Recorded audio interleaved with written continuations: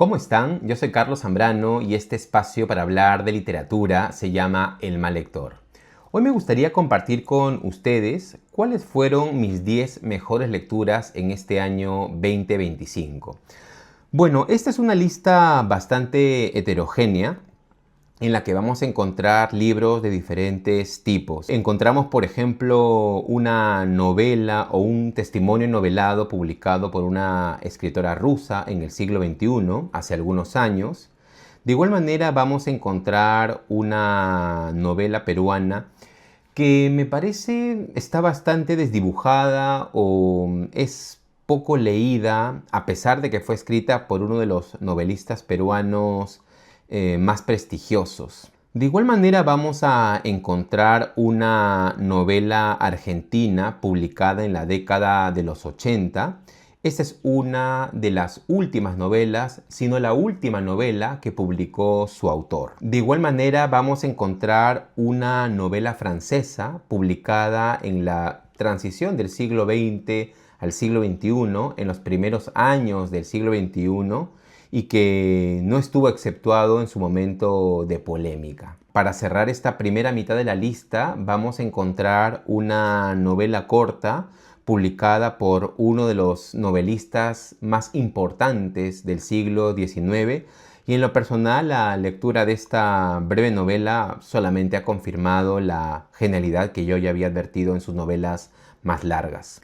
Iniciando la segunda mitad de esta lista vamos a encontrar una novela publicada por uno de los escritores austriacos más importantes en la segunda mitad del siglo XX, y de igual manera vamos a encontrar dos novelas muy breves, pero en lo personal muy significativas. Una novela publicada por una escritora italiana en la primera mitad del siglo XX y una novela publicada por un escritor estadounidense que me parece es bastante desconocido. Esa es una novela que se publicó en la segunda mitad del siglo XX. Los dos primeros lugares de esta lista son ocupados por otro de los escritores más importantes del siglo XIX, y esta vez estamos ante una de sus novelas más prestigiosas. Y finalmente, una de las primeras novelas publicada por un importante autor español contemporáneo y que para mí ha sido un verdadero descubrimiento. Lo cierto es que este conjunto de lecturas ha significado también todo un conjunto de distintas emociones, distintas experiencias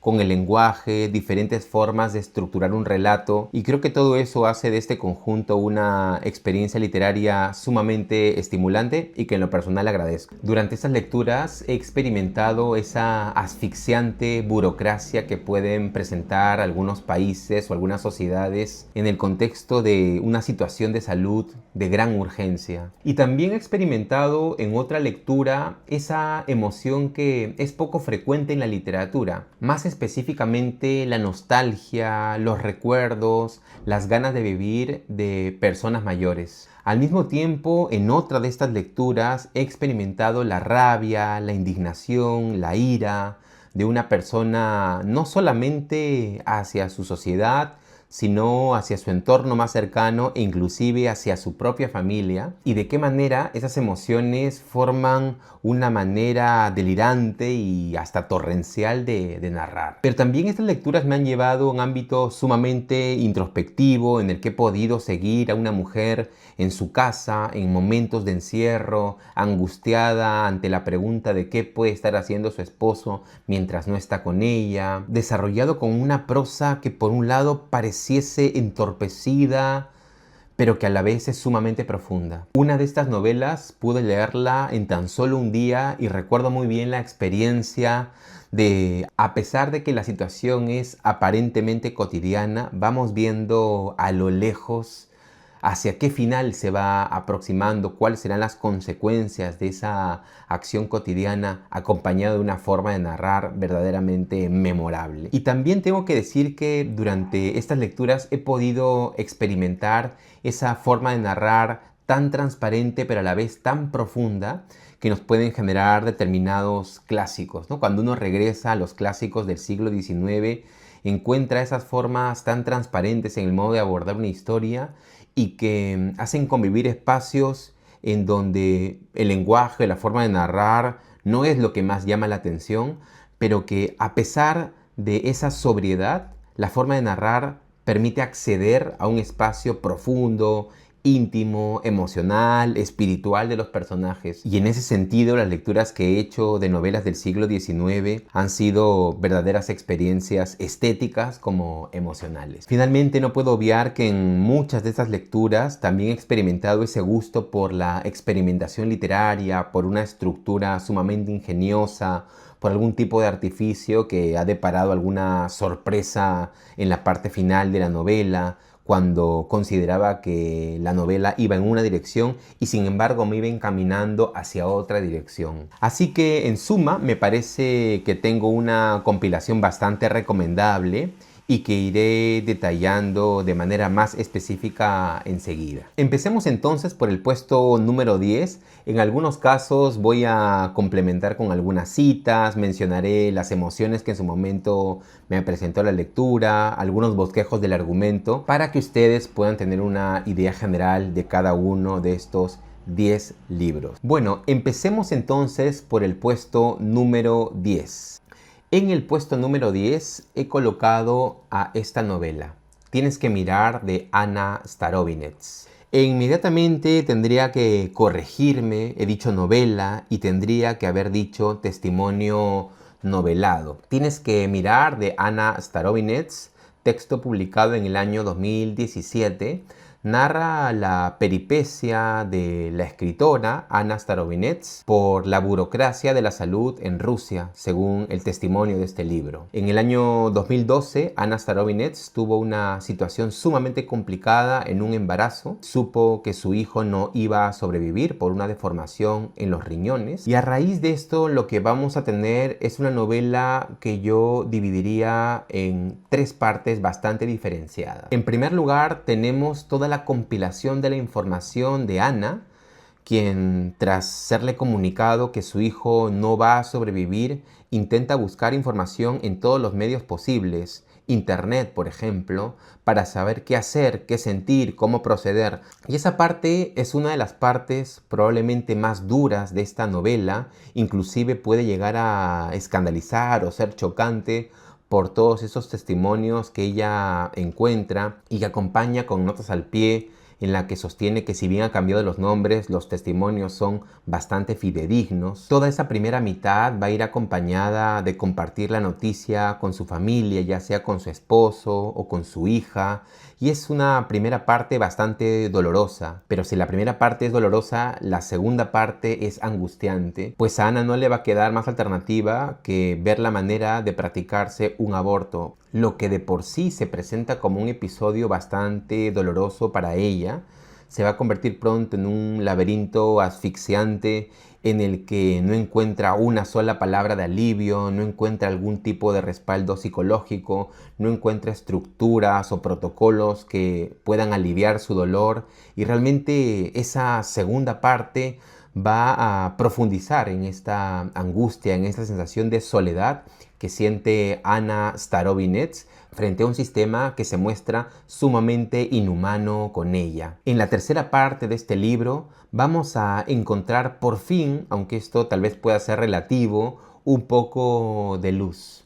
Una vez que ella consiga algunas alternativas para poder afrontar este terrible trauma, vamos a ver cómo se encuentra con determinadas personas por fuera de su entorno que la van a empezar a ayudar, que le van a dar palabras de aliento, pero que además le van a mostrar la realidad de algunos otros países frente a un episodio para ella traumática como este aborto. Yo decía que este es un testimonio novelado porque la experiencia estética que nos produce Tienes que mirar, de Anna Starovínets, es una experiencia compleja. Por un lado, hay un lenguaje sumamente seco, es un lenguaje periodístico, es un lenguaje informativo. De hecho, eso está muy corroborado por la nota inicial del texto.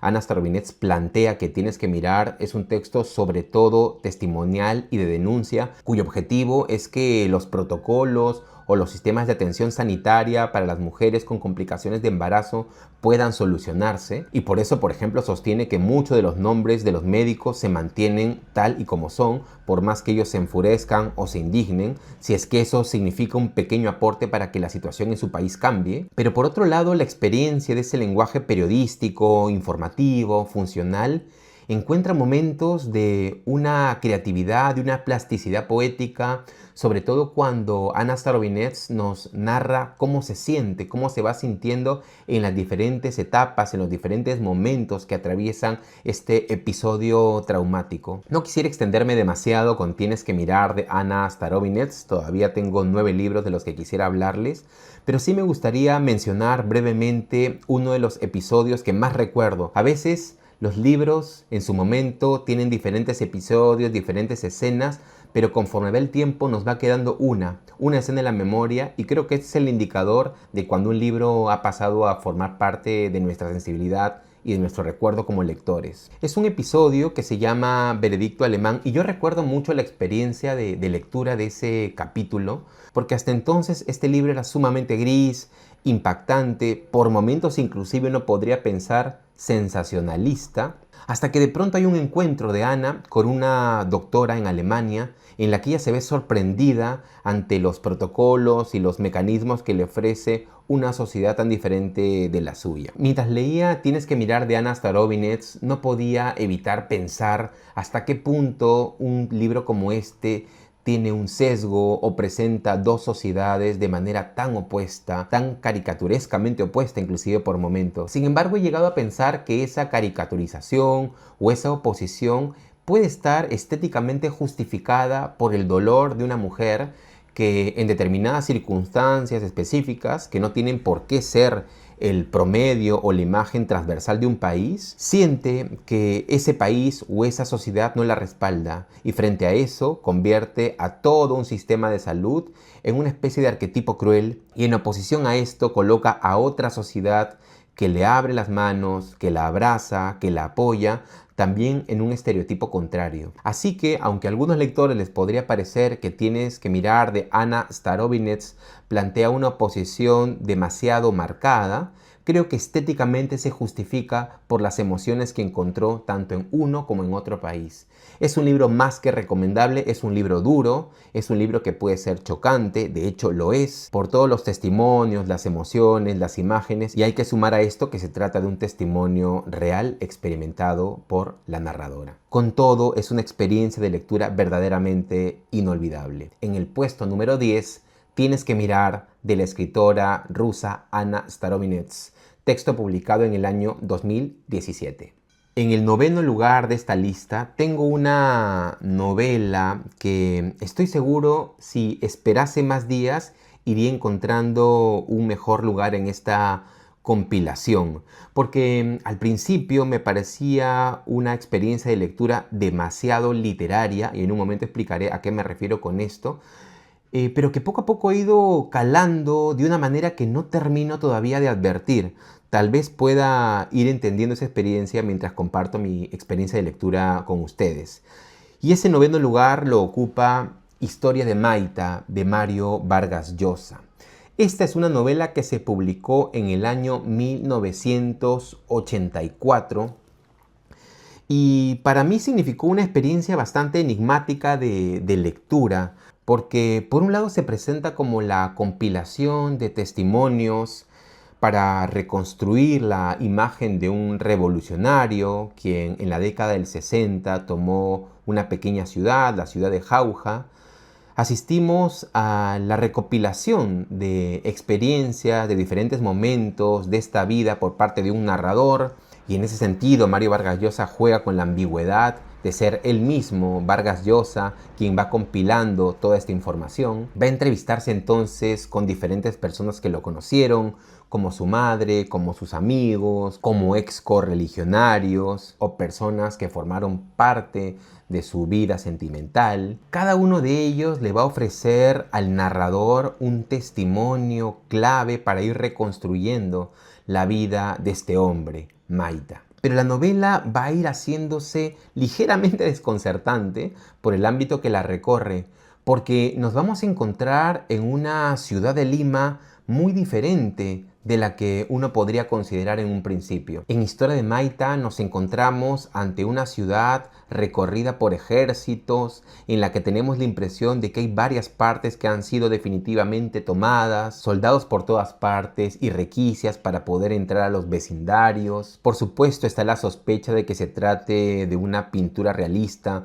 muy cercana a la época de gran violencia que vivió el Perú a mediados de los 80. Sin embargo, la presentación de esta Lima trasciende esa pura representación y más bien parecemos encontrarnos ante una ciudad verdaderamente tomada. Pero mientras voy presentando la novela me doy cuenta de todo lo que me falta comentar para establecer su riqueza, porque a la vez nos encontramos con las reconstrucciones del mismo narrador a raíz de lo que se le va contando. Pero entonces surgen las primeras preguntas. ¿Lo que se nos está presentando es lo que vivió realmente ese personaje de Maita? ¿O es algún tipo de recreación inventada que poco a poco va tomando más lugar en la novela? Y esto es lo que hace que Historia de Maita se vaya volviendo una novela desconcertante, compleja, por momentos laberíntica, en la que no sabemos dónde estamos. ¿Estamos ante la recopilación de información para elaborar una novela biográfica o estamos ante la compilación de testimonios para una novela que, si bien se sirve de la realidad, prioriza la condición de invención? Hasta que de pronto llegamos a su último capítulo, en la que este narrador, culminando cada uno de los encuentros que ha tenido en diferentes partes de Lima con diferentes personas que conocieron a Maita, se encuentra por fin con su personaje y le cuenta esa labor de recopilación de información para poder reconstruir a ese personaje que ahora tiene frente a él en una cárcel. Conforme han ido pasando los meses y ahora las semanas que estuve pensando mucho en este libro, no puedo evitar pensar que hay varias cosas que se me escapan. Inclusive ese último capítulo, que parece ser muy revelador, podría ser base para una interpretación diferente de la novela. ¿Qué es lo inventado y qué es lo real dentro del pacto de lectura de esta novela? ¿Ese Maita con el que el narrador se reúne en ese capítulo final es el Maita real? ¿O el Maita real es el que aparece en los 9 episodios anteriores? Bueno, todas estas capas de complejidad son las que presenta una novela fascinante como Historia de Maita.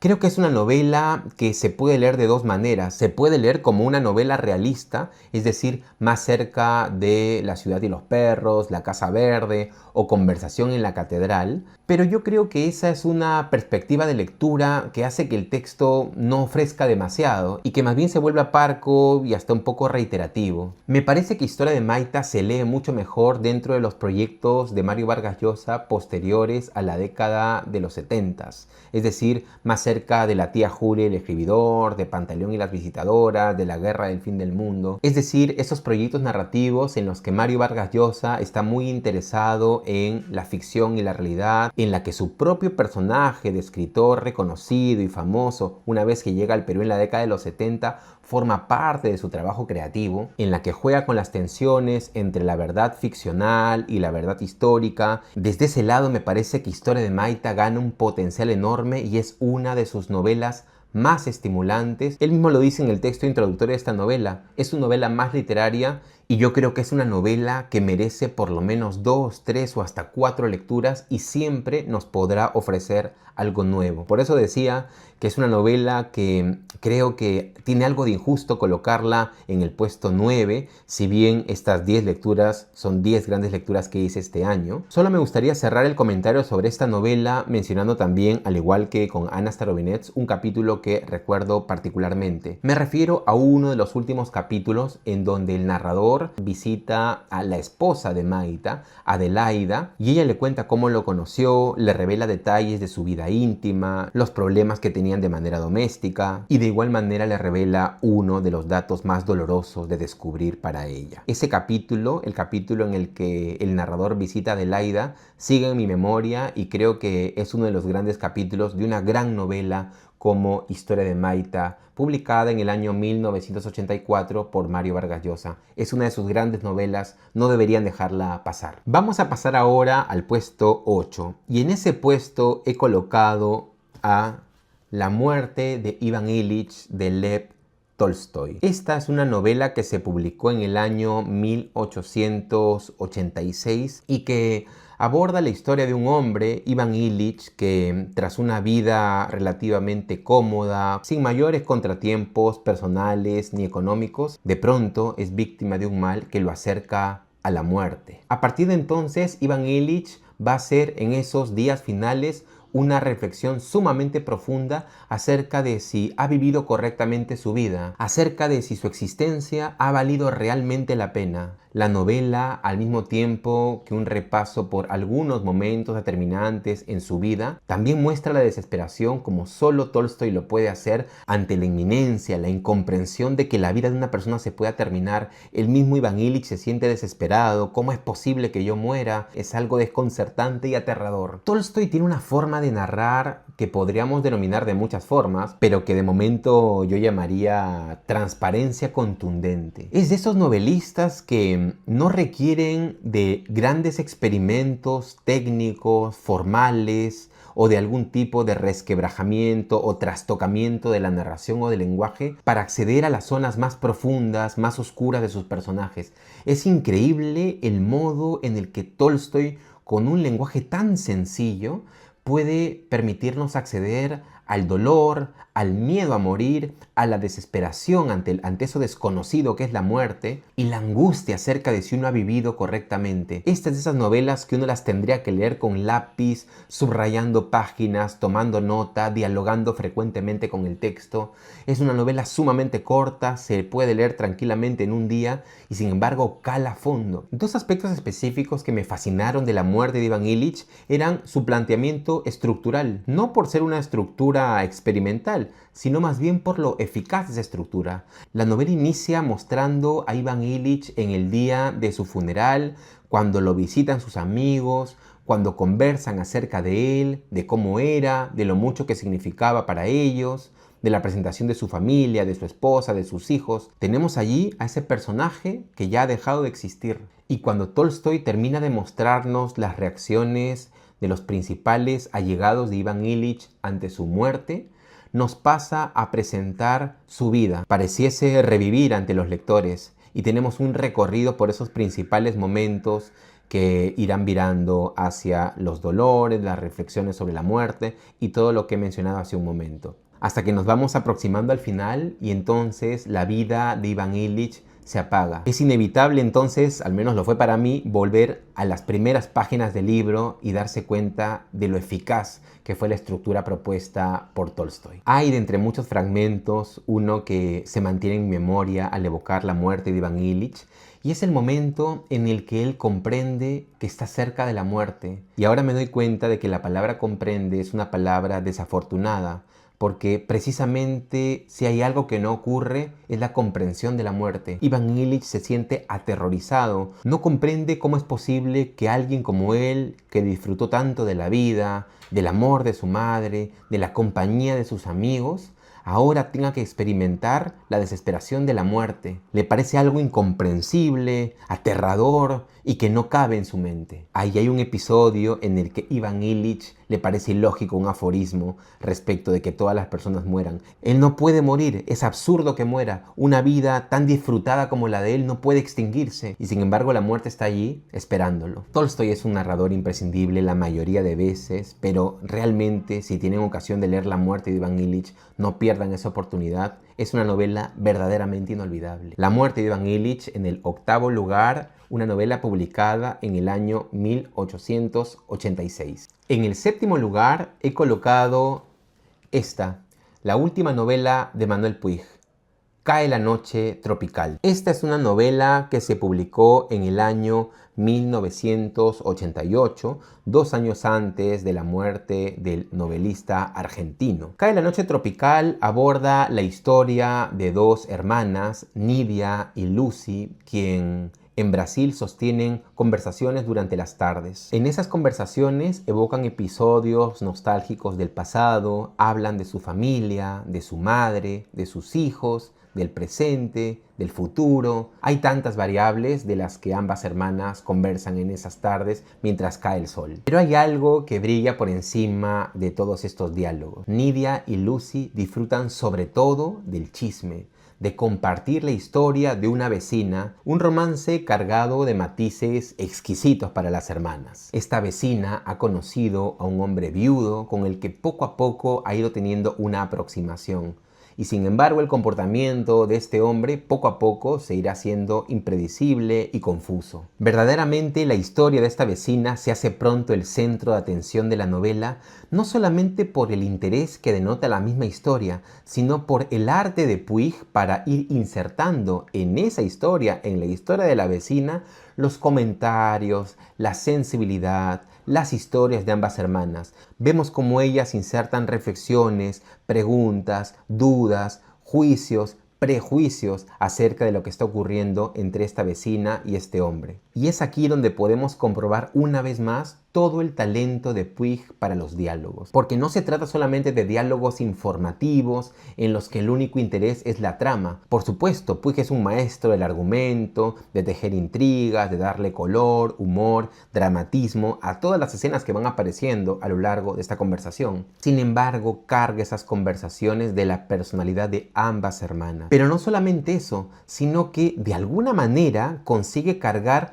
mucho de esos diálogos, sobre todo en la evocación de episodios muy distantes que le llegaron a una de las hermanas a través de un testimonio ligeramente parcializado, de poesía, de lirismo. Yo recuerdo particularmente de esta novela, y además lo subrayé y me parecía que estaba ante una descripción magistral, la manera en la que se describía la voz de un hombre, porque era precisamente la voz de este hombre lo que había seducido, lo que había atraído a esta mujer, a esta vecina. El modo en que se nos narra la voz de este hombre es verdaderamente lírica. Hay un juego de comparación con otros romances que había tenido esta vecina en otros países. Sin embargo, la voz de este hombre, apellidado Ferreira, tiene determinadas particularidades que lo hacen único. Específicamente la reflexión acerca de qué significa contar y qué significa escuchar. ¿Qué ocurre mientras uno escucha una historia? ¿Acaso no va manifestando sus propios juicios, sus propios prejuicios, su imaginación? Y de igual manera, mientras uno cuenta una historia, no hay partes en las que uno exagera, en las que uno condimenta, adereza eso que está contando para hacerlo más atractivo. Me parece que Cae la noche tropical problematiza y enriquece las reflexiones acerca de qué significa contar y qué significa escuchar historias, y qué elementos de nuestra sensibilidad, de nuestra memoria, de nuestros prejuicios participan activamente en esos actos aparentemente sencillos. Por si esto no fuese suficiente, Cae la noche tropical complementa esas historias, esos chismes que van intercambiando Nidia y Lucy mientras va atardeciendo, con otro tipo de registros que van complementando la historia, como por ejemplo cartas escritas desde diferentes partes del mundo, ya sea en Europa, ya sea en Argentina. De igual manera complementa, por ejemplo, con atestados policiales o inclusive con lectura de revistas que llevan a cabo las hermanas durante las noches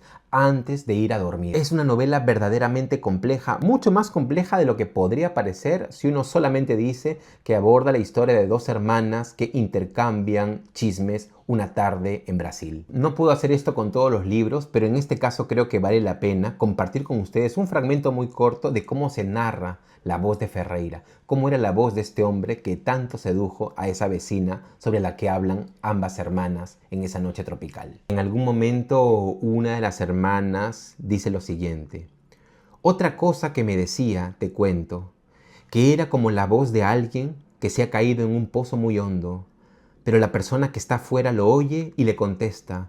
Lo que no se sabe es si el socorro va a llegar a tiempo para sacarlo. La esposa de él sí ya se ha hundido para siempre en la oscuridad del pozo, de miles de metros de profundidad, como la boca de una mina de carbón abandonada, o peor, una gruta subterránea donde hay partes con agua que te arrastra.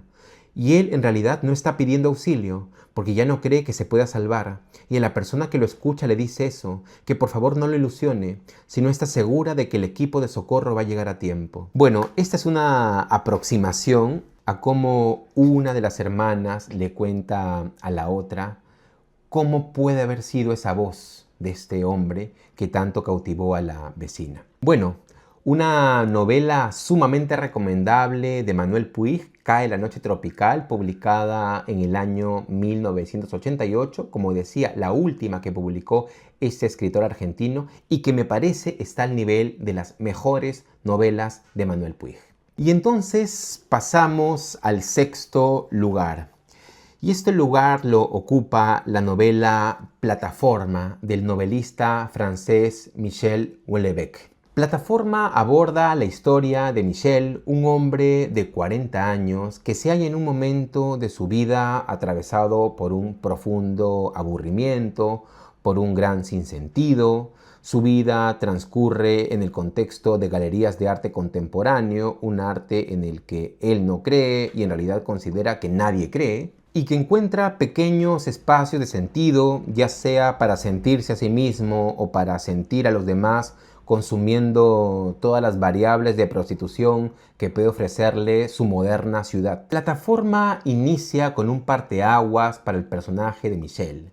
Su padre muere en circunstancias bastante extrañas, bastante trágicas, y le deja una herencia moderada que le permitirá vivir tranquilamente. Al mismo tiempo, este episodio sume a Michel en algunas reflexiones que lo llevan a un sinsentido y que lo hacen concluir que debe llevar a cabo un viaje de un tipo bastante específico, un viaje sobre todo destinado al turismo sexual. Tailandia será el destino elegido por Michel para ese viaje revitalizador y punto de partida para contundentes afirmaciones, como por ejemplo que estos países en los que se ofrece el turismo sexual funcionan como remanso de placer para las aburridas vidas burguesas europeas. Plataforma es una de las novelas más conocidas de Michel Houellebecq y hay que decir que su planteamiento narrativo deja algunas reflexiones interesantes. Al igual que en Tienes que mirar de Anna Starovinets, su lenguaje es bastante seco, puntual, frío,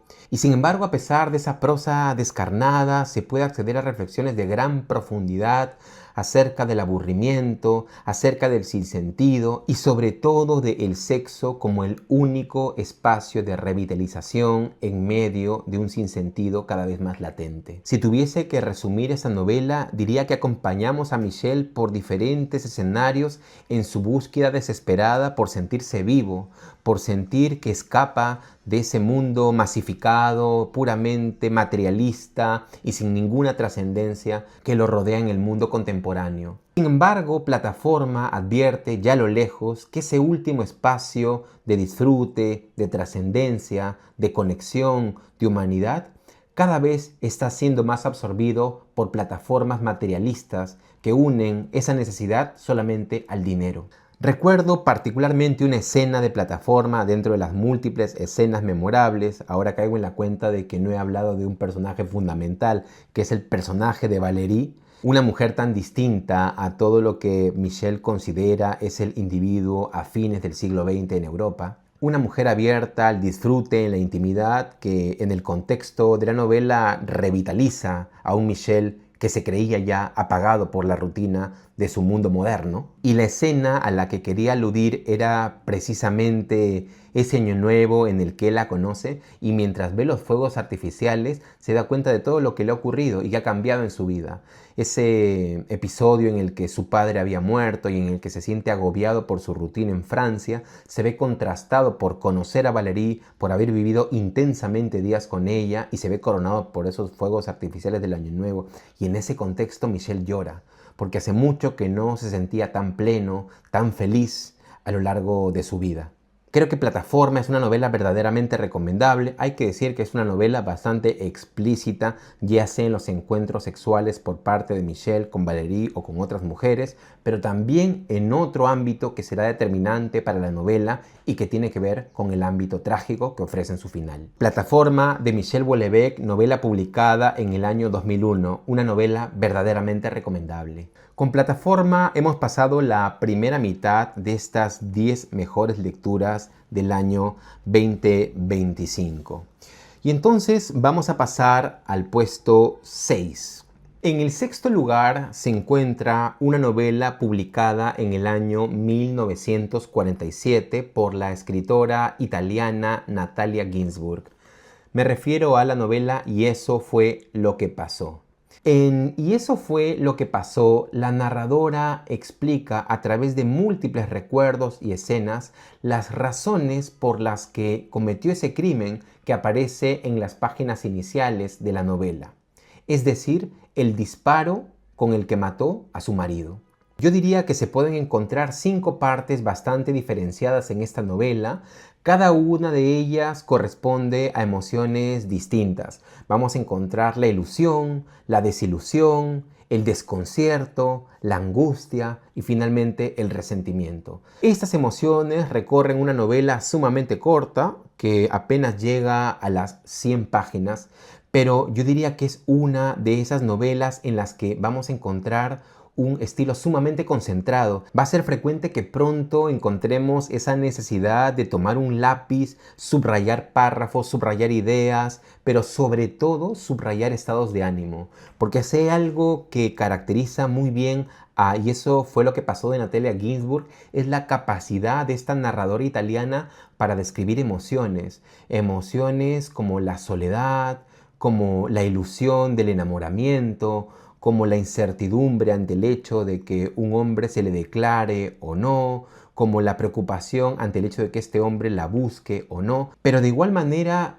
la inseguridad y los celos ante la posibilidad de que este hombre la esté engañando. Hay algo en Y eso fue lo que pasó de Natalia Ginzburg que nos describe muy bien lo que tendría que hacer dentro de lo posible la literatura, que es disfrutar de las palabras, sentir que funcionan para expresar estados de ánimo, que no son meramente informativas, que sugieren una buena convivencia entre un estilo sencillo, de frases cortas, funcional, con gran capacidad para profundizar en emociones humanas. Esta es de esas novelas, y aquí comparte esta característica con la siguiente novela que mencionaré, en donde hay una especie de contradicción de lectura, porque por un lado la manera en la que está dispuesto el lenguaje, la narración, te empuja hacia adelante, te llama a seguir avanzando, el texto fluye con gran velocidad, se va proporcionando información, los personajes actúan todo el tiempo, piensan, dialogan, se mueven, salen de las casas,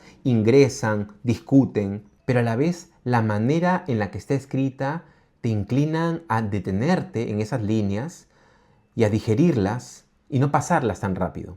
Desde luego estoy hablando del estilo, de la forma de escritura de Natalia Ginzburg, pero no podría dejar de lado un aspecto crucial, que es su manejo de personajes. Todavía tengo bastante presentes algunos personajes que aparecen en Y eso fue lo que pasó. Por ejemplo, el amigo de Alberto, el esposo, quien recibe el encargo de cuidar o de vigilar a la narradora mientras su esposo, Alberto, sale de la casa.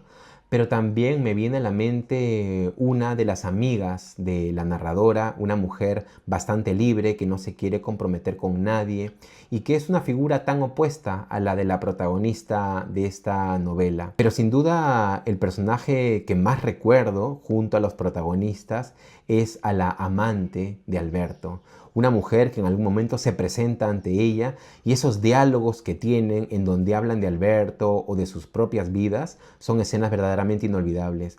Creo que Y eso fue lo que pasó de Natalia Ginzburg, es uno de sus grandes textos. Personalmente la disfruté mucho más que una novela como Léxico familiar. Aquí me gustaría compartir un ejemplo. Hay un fragmento en el que la narradora comparte sus emociones ante la perspectiva de que Alberto pudiese estar enamorado de ella cuando recién se conocen. El fragmento es el siguiente. Dice, ¿no? A una muchacha le produce tanto placer pensar que un hombre se ha enamorado de ella, que aunque no esté enamorada, es un poco como si lo estuviera, y se pone más guapa, y le brillan los ojos, y se vuelve el paso más ligero, y también la voz se le vuelve más ligera y más dulce. Antes de conocer a Alberto, yo había pensado que me iba a quedar sola para siempre, porque me sentía totalmente sosa y sin gracia, pero cuando le encontré y me dio por pensar que tal vez se había enamorado de mí, me dije que si le había gustado a él, no había razón para que no le gustara también a otros, tal vez a uno que me hablara con aquella voz, entre irónica y tierna, que oía dentro de mí. Ese hombre a veces tenía una cara y otras veces otra, pero siempre tenía la espalda ancha y fuerte, y las manos rojas y un poco vastas, y tenía una forma maravillosa de burlarse de mí cuando volvía a casa por la noche y me encontraba tirada en el sofá bordando pañuelos.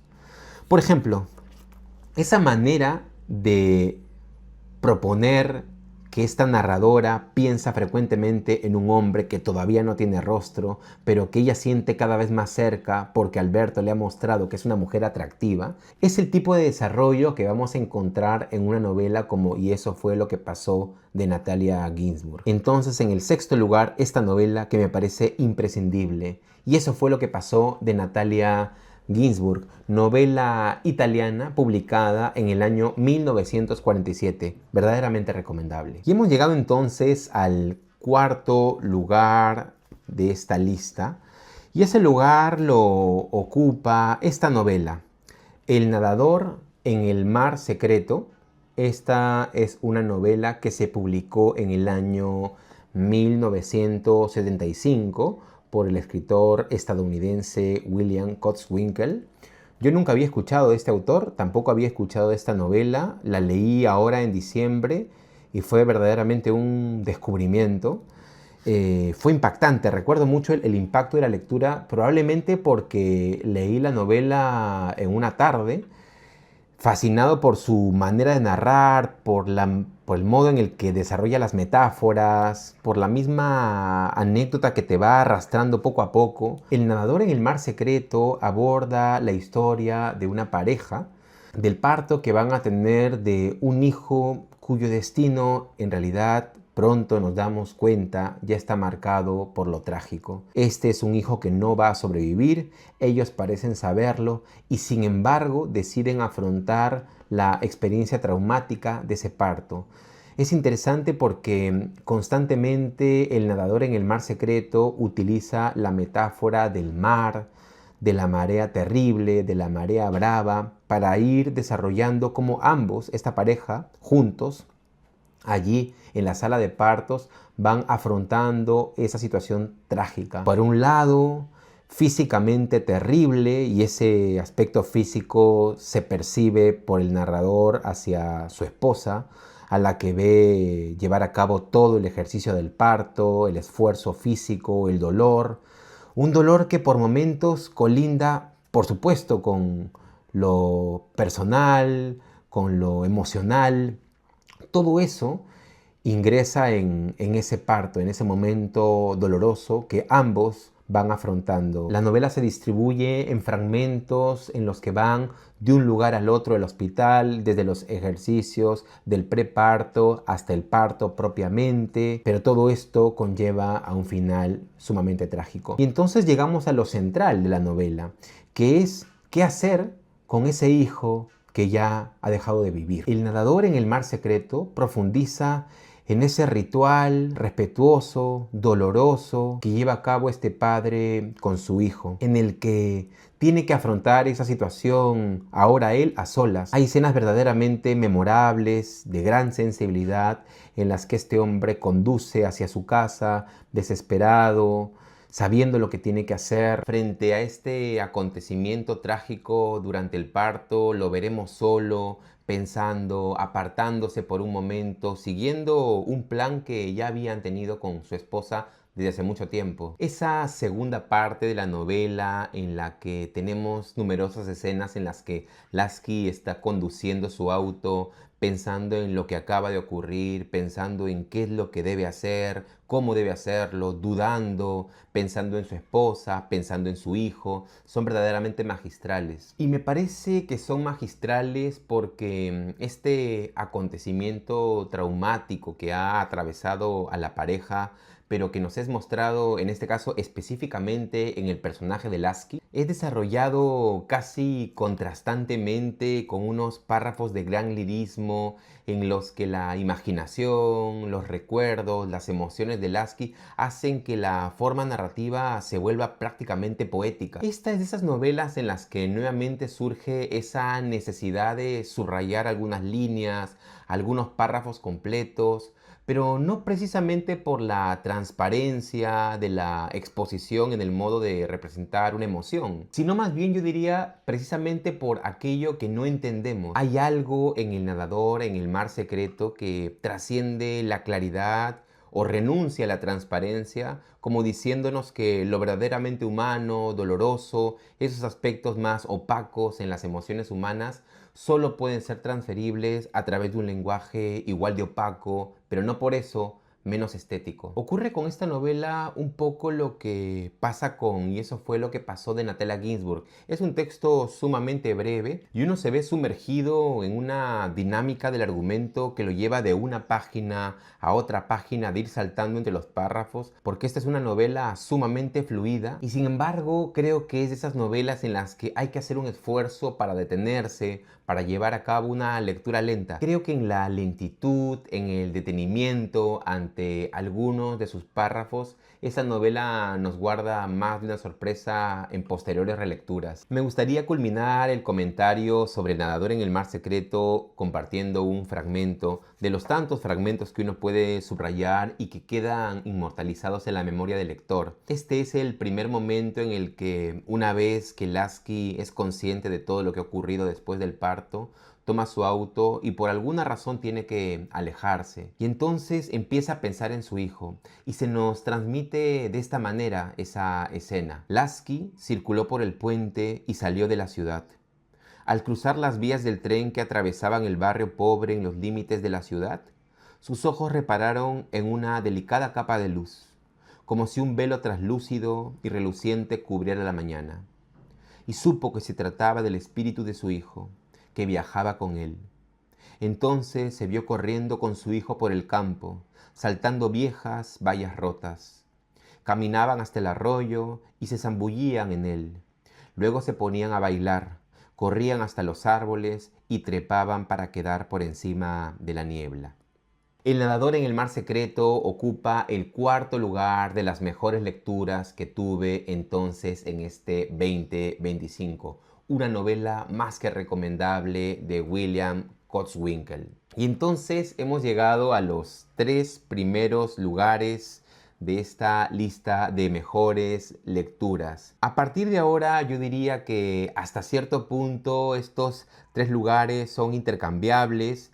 El segundo y el tercer lugar sobre todo han constantemente cambiado, pero finalmente he optado por este orden. El tercer lugar de mis mejores lecturas en el año 2025 lo ocupa una novela de Thomas Bernhard, Corrección. Esta es una novela que publicó este escritor austriaco en el año 1975. Corrección aborda la historia de la visita que lleva a cabo el narrador, cuyo nombre no nos es revelado, a la casa de su amigo el taxidermista Huller. Después de afrontar una enfermedad complicada, rápidamente el narrador se dirige a la casa de este amigo. Y el objetivo de esta visita es visitar la buhardilla de los Huller. Buhardilla fundamental en la novela porque precisamente en esa buhardilla trabajó y decidió terminar con su vida uno de los grandes amigos en común,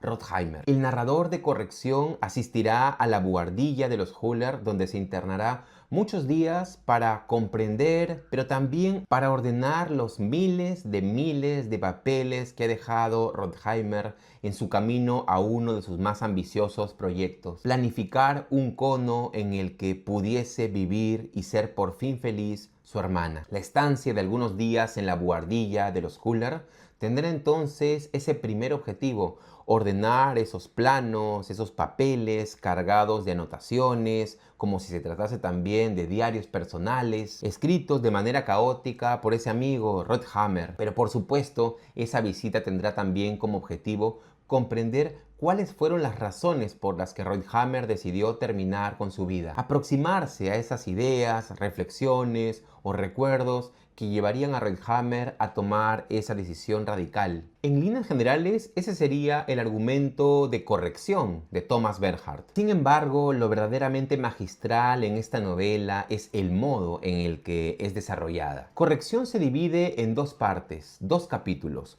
Por un lado, tenemos el capítulo La buhardilla de los Huller, y por otro lado tenemos la parte titulada Examinar y ordenar. La primera parte, La buhardilla de los Huller, desarrolla la amistad que tuvo lugar entre el narrador y Reinhammer. Este narrador que desde niño no se ubica en el lugar que lo rodea, siente un profundo desprecio hacia su propia familia y hacia su propia sociedad en realidad, encontrará en un Reinhammer todavía niño y después joven algún tipo de factor tan distinto respecto de la sociedad austriaca. El desarrollo de la personalidad de Reinhammer a través de la voz de este narrador será expresada de manera torrencial, reiterativa, repetitiva. Sin embargo, vale la pena adentrarse, irse haciendo camino en esos párrafos largos, por momentos interminables, porque vamos a encontrar que son compensados con párrafos verdaderamente reveladores, en los que se nos transmite un rasgo central y que tanto admiraba el narrador en Reinhammer. Contrastar ese mundo cargado de distracciones y de falsos estímulos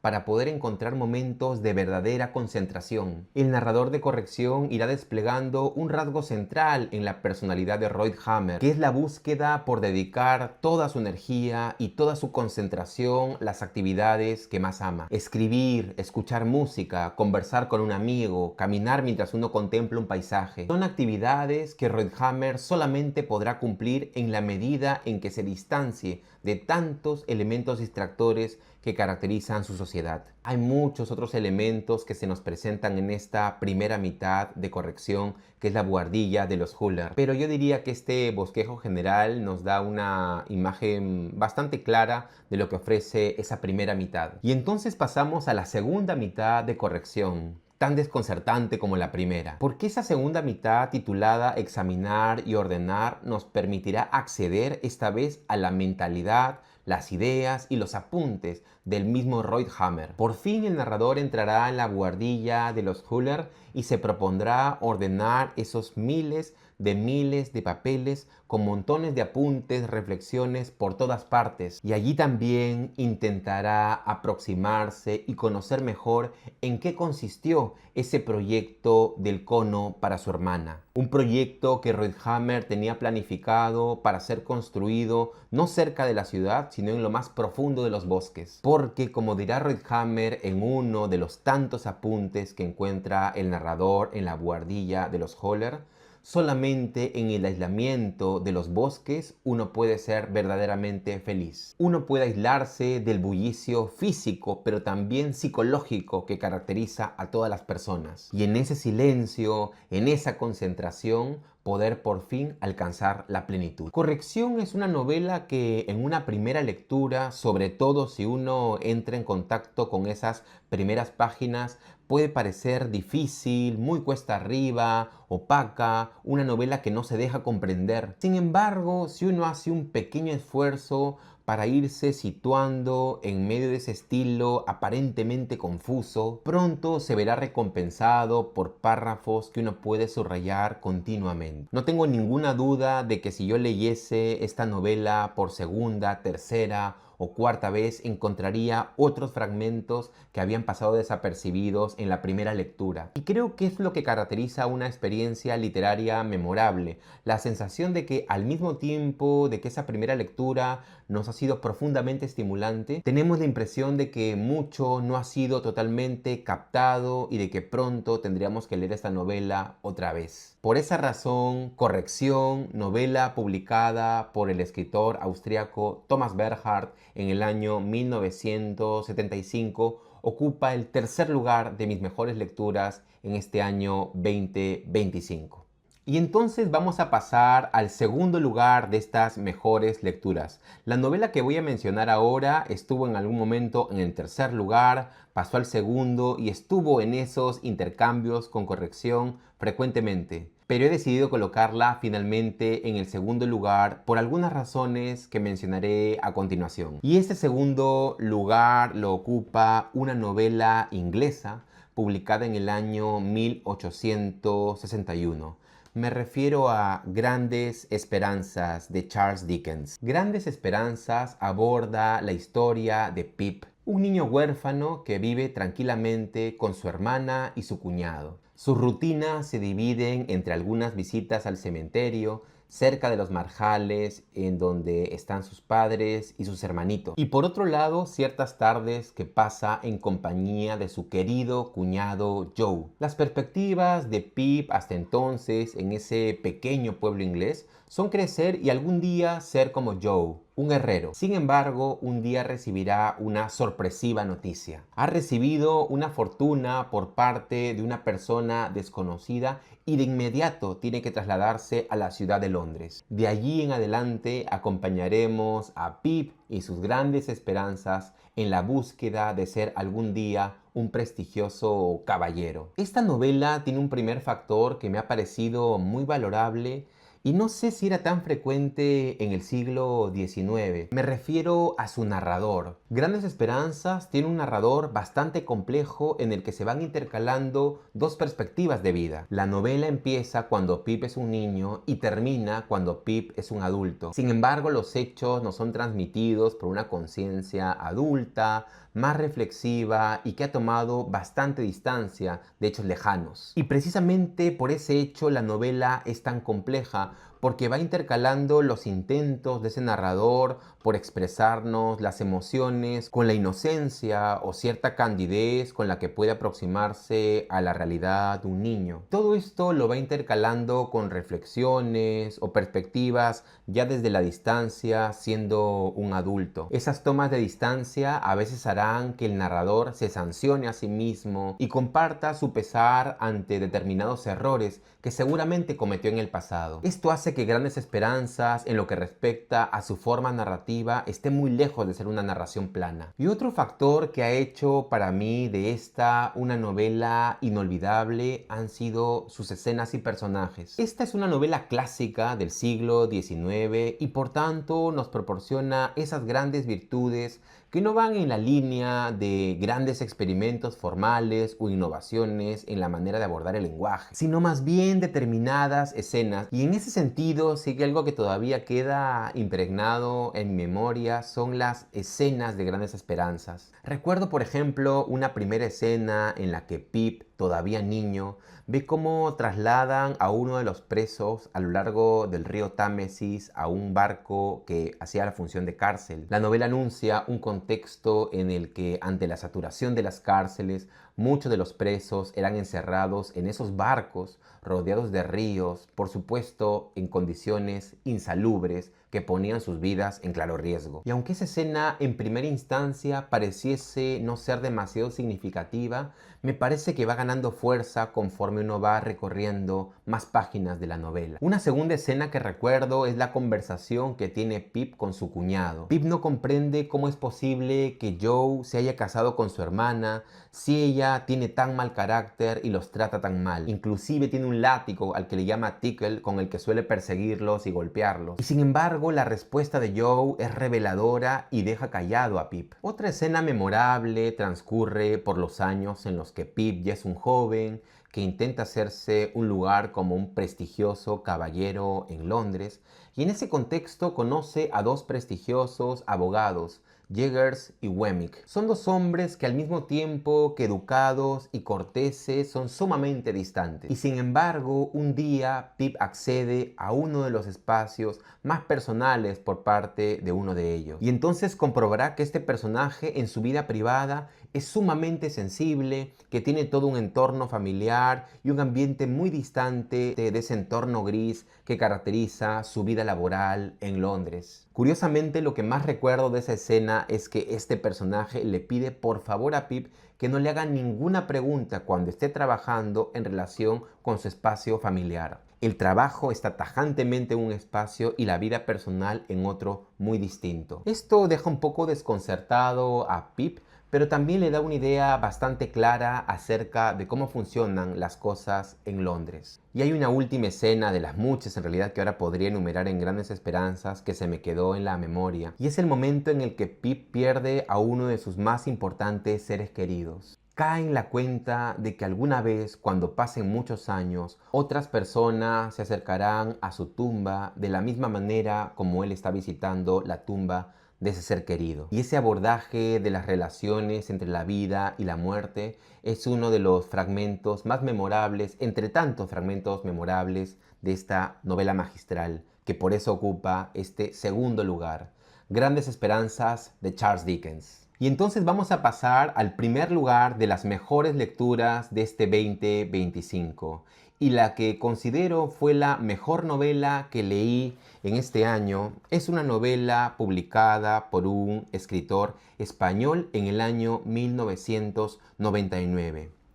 Me refiero a El viaje vertical de Enrique Vilamatas. El viaje vertical aborda la historia de un hombre, Federico Mayol, quien un día, a partir de un problema doméstico con su mujer, se lanzará a huir para siempre, primero de su casa, después de su ciudad y finalmente de su país, inclusive de su continente. A raíz de esta discusión, Federico Mayol se propondrá por fin huir. ¿Hacia dónde? No lo tiene claro, sencillamente huir. Y es aquí donde cobra sentido este título, El viaje vertical. Conforme Federico vaya huyendo prácticamente en línea recta, irá conociendo, despidiéndose, conversando con diferentes personas que ocuparon un lugar importante en su vida. Y a través de todo este despliegue de conversaciones o de pensamientos, vamos profundizando en un personaje como el de Federico Mayol. En más de una ocasión, esta dinámica del viaje en la que este hombre deja todo atrás, sus rutinas, en un deseo de escapar de la realidad,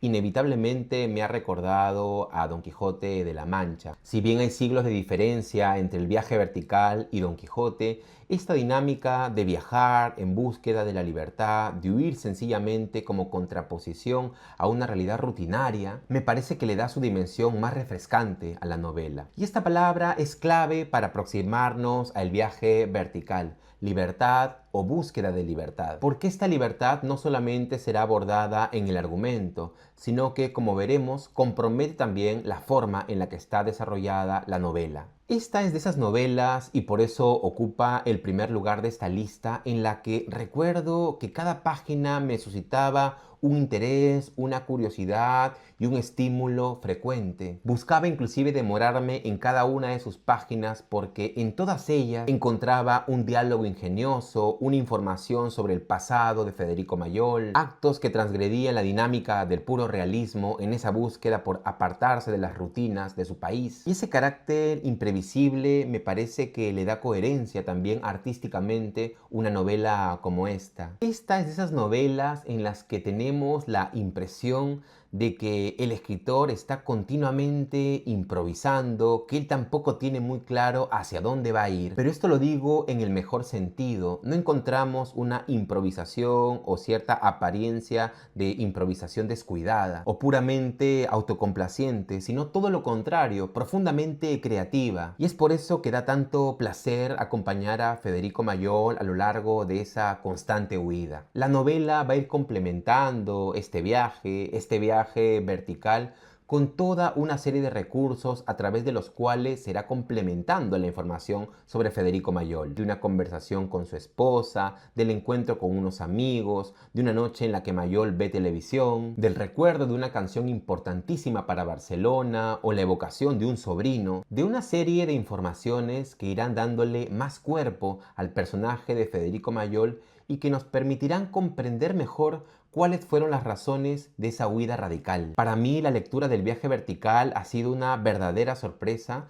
Había leído antes otras novelas de Enrique Vilamatas, pero considero que el viaje vertical está entre sus imprescindibles. Y quisiera cerrar este comentario con uno de los fragmentos que me parece caracterizan y pueden darles a ustedes una idea bastante clara de qué nos encontraremos en esta novela. Este es un fragmento en el que Federico Mayol se decide por fin a huir. Y entonces encontramos lo siguiente. No es ningún drama exiliarse, pensó, y además siempre puedo regresar a Barcelona si algo va mal. Pero lo que está claro es que necesito un viaje que signifique un gesto ejemplar y espectacular. Pero yo creo que lo ideal sería no tener que volver, plantearse el viaje a Oporto como una huida radical y no olvidar nunca que no es una desgracia marcharse, sino más bien todo lo contrario. En el fondo siempre lo estuve deseando. Todo el mundo ha querido hacerlo alguna vez. Todos aborrecemos el hogar confortable, ese domicilio fijo que lleva escrito el nombre de la muerte, en la perfecta tristeza de nuestros muebles y en la bondad de la cama de cada día y en nuestra vida gris en perfecto orden miserable. Me iré a Oporto, querida, y oirás a la gente decir con envidia que me fui, que me largué sin más, que lo mandé todo al diablo y te dejé plantada en esta pobre casa con tus jarrones de buen gusto y tus cochambrosos libros y la televisión de la basura de tu vida tan escalofriantemente perfecta. Me iré de un día para otro y cambiaré de vida sin que importe nada de lo que fue la mía antes y ni siquiera intentaré empezar de nuevo. Me iré, ¿por qué no?, hacia la nada. Reitero, me parece una novela magistral y sumamente recomendable. Por eso ocupa el primer lugar de mis mejores lecturas. El viaje vertical, publicado en 1999 por el escritor español Enrique Vilamatas. Y estas han sido mis 10 mejores lecturas de este año 2025. ¿Cuáles han sido las suyas? Los leo en los comentarios y aprovecho para pedirles que si les ha gustado este contenido lo compartan y así podamos ir haciendo más amplia esta comunidad. Yo soy Carlos Zambrano y esto fue El Mal Lector.